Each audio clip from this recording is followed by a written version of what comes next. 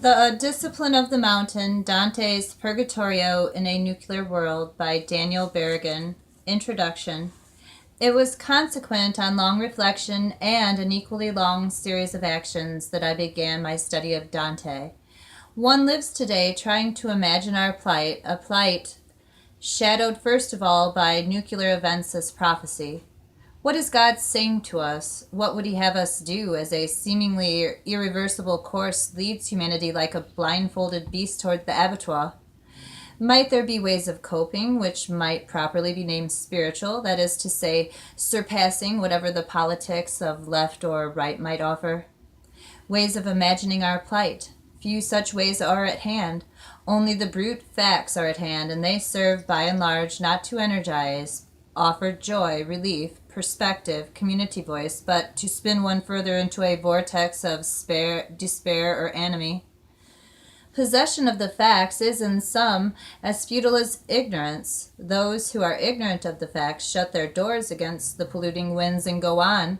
They cling to one or two private myths about religion, about America, clutch them like household gods, incant them against the noisy unknown, hold on. They put out the flag, they go to church. Those in possession of the facts are hardly better off, nor should their conduct be praised. I am thinking mainly of those who once struggled against the Vietnam War. Facts of life today notwithstanding, we see little of them anymore. They have taken the facts into the wilderness.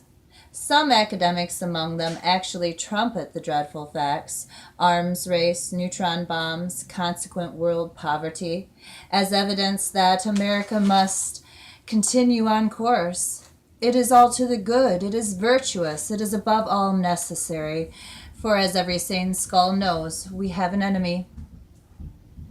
If these false prophets happen to be religious, they are in possession of a powerful additional weapon, an ideology of note.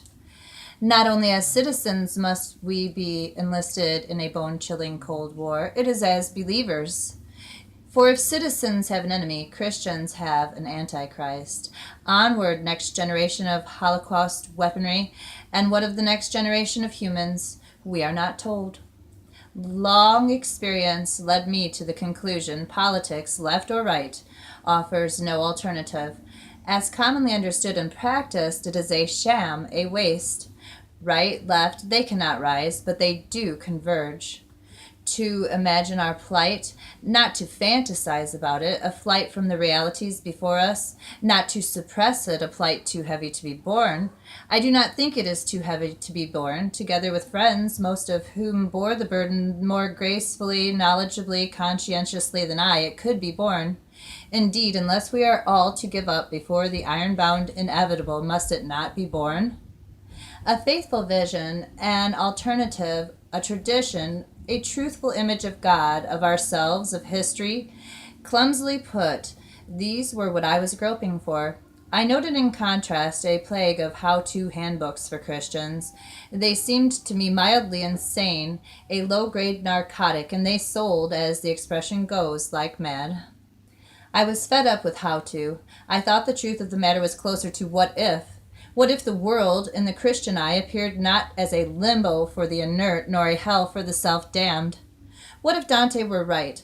What if this place and time were a laborious ascent to God, to beatitude, a preliminary world, a world in the making? What if, in a bad time, our conduct, our imagination, our friendships, our falling back and pressing on, our prayer, our agonies and depression of spirit, the vision that keeps us going, keeps us from greater despair, what if these counted, had meaning, were taken into account by another? And what if, at the same time, a gracious gift were at work in us, hinting, when all seems lost, that all is not lost, though nearly all may be lost? Hints of possibility, fresh starts, confessions of guilt, delays, reflection, deeper scrutiny of conscience, pain, and resolution of pain. What if?